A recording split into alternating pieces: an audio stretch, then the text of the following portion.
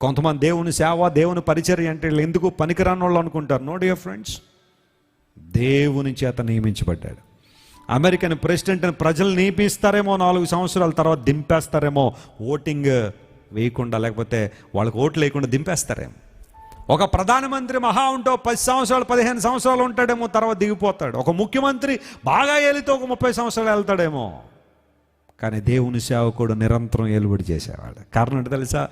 They are appointed by God almighty. దేవుని చేత ఏర్పాటు చేయబడినవారు. ఆత్మీయ తండ్రి గారు ఎప్పుడు ఒక మాట చెబుతుంటారు, ప్రపంచంలో ఏ ప్రొఫెషన్కైనా రిటైర్మెంట్ ఉంటుంది, కానీ రిటైర్మెంట్ లేని ఉద్యోగం, బాధ్యత ఈ భూమి మీద ఒక్కటే, అదే దేవుని సేవ. హల్లెలూయా. కాడా ఊపిరి వరకు, అంటిల్ లాస్ట్ బ్రెత్ దేవుని కొరకు వాడబడ్డమే. రిటైర్మెంట్ లేదు. అన్ని డిపార్ట్మెంట్లకి రిటైర్మెంట్ ఉంటుందేమో. 58 సంవత్సరాలు కొంతమంది రిటైర్ అయిపోతారు, 60 సంవత్సరాలు కొంతమంది రిటైర్ అయిపోతారు.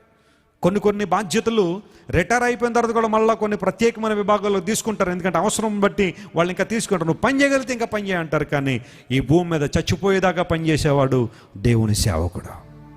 కాడ ఊపిరి వరకు దేవుని సేవలోనే.